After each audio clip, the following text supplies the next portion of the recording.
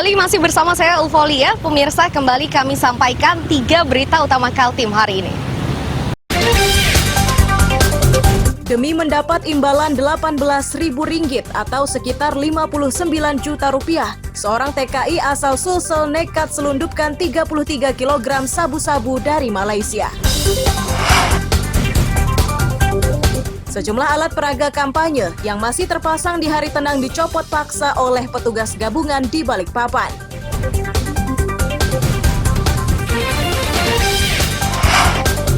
Sebagian pekerja ibu kota negara Nusantara di Sepaku Penajam Pasir Utara hanya diberi surat suara pemilihan presiden dan wakil presiden.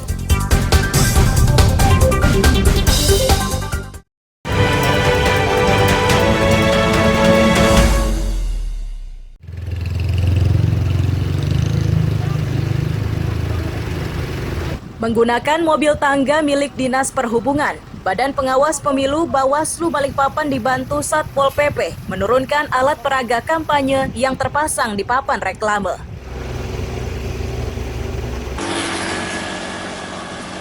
Kepala Satpol PP Kota Balikpapan Budi Liliono menyatakan penertiban APK ini berlangsung 3 hari, dari 11 Februari hingga 13 Februari.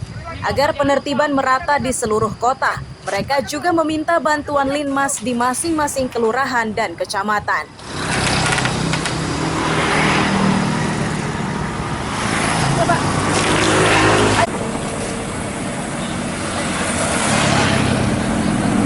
Kita mengawali penertiban APK ini mulai hari ini ya, sampai 2 hari ke depan sampai 13 di semua wilayah di Kota Balikpapan. Jadi kita bagi wilayah masing-masing regu-regunya dan bersama Panwas di tiap kecamatan membagi semua wilayah masing-masing untuk melakukan penertiban, sehingga dalam waktu 3 hari ini diharapkan semuanya bisa kita laksanakan.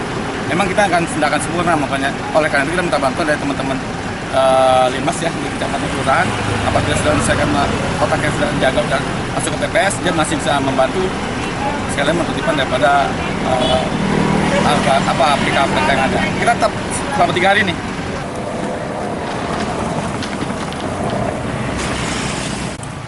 Diharapkan para caleg juga ikut berpartisipasi untuk menurunkan sendiri alat peraganya sebelum hari pencoblosan. Amir Hamzah dan Riani Mantini melaporkan dari Balikpapan.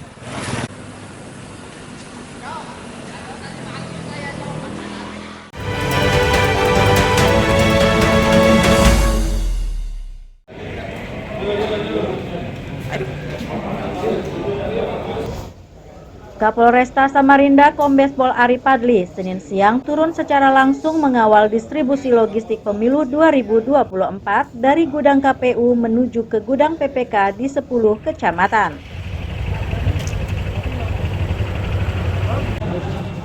Ia memastikan jumlah personel yang mengawal mencapai ratusan. Mereka berasal dari polisi, tentara, hingga Satpol PP.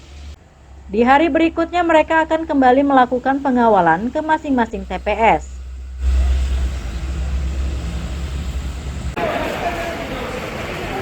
Satu-satunya kendala saat distribusi adalah kawasan Loak Kumbar.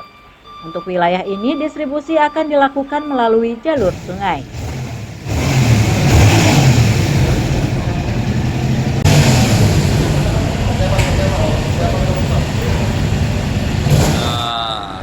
Pengawalan dari gudang KPU ke gudang yang ada di PPK.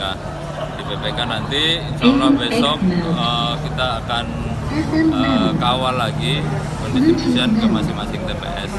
Untuk lokasi yang sementara ini sampai hari ini terakhir dilaporkan yang akan ada sedikit kendala tapi tidak menjadi permasalahan, yaitu di Lokumbar, yang mana akan kita distribusikan lewat jalur sungai. Nanti untuk alat angkutnya sudah disiapkan, nanti akan dilakukan pengawalan oleh rekan-rekan dari Satpol Air Polresta Samarinda.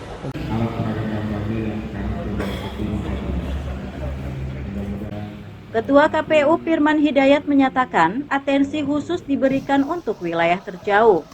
Ini dinilai penting agar warga di kawasan tersebut tetap bisa menyalurkan hak pilihnya.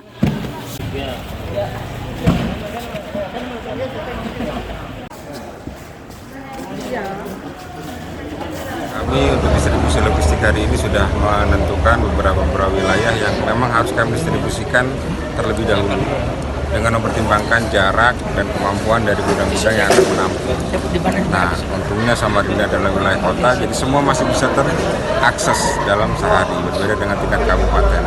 Tapi setidaknya untuk memenuhi kebutuhan yang ada di daerah terluar, misalnya seperti Palaran, ada di Samarinda Utara, yang wilayah-wilayah terjauh, Rampang dan wilayah di atasnya, kami tentu memberikan atensi khusus.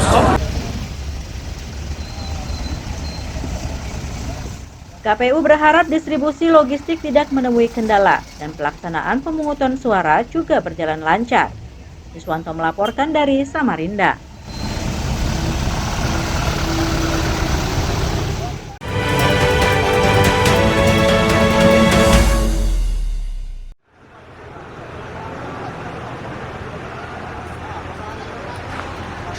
Distribusi logistik pemilu 2024 di Samarinda mulai dikerjakan Senin siang.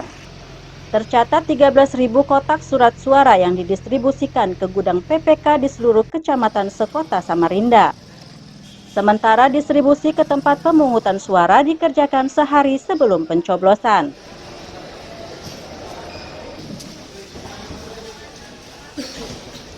Ketua KPU Samarinda Firman Hidayat memastikan logistik ini sudah memenuhi kebutuhan. Beberapa kekurangan yang sebelumnya disampaikan sudah dipenuhi.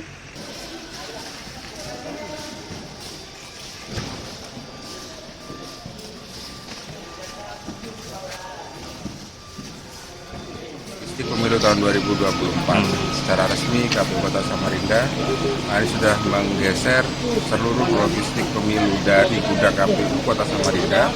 Kami akan geser ke gudang PPK, yang ada di tingkat kecamatan. Dan semua kotak sebanyak hampir 12.800-an seluruhnya akan kami geser untuk hari ini. Selanjutnya besok tanggal 13 dari PPK akan kita bergeser ke TPS dan dilanjutkan untuk pergeseran hingga ke TPS karena berdasarkan peraturan kotak surat suara harus sudah di TPS H-1 dan itu terhitung mulai besok.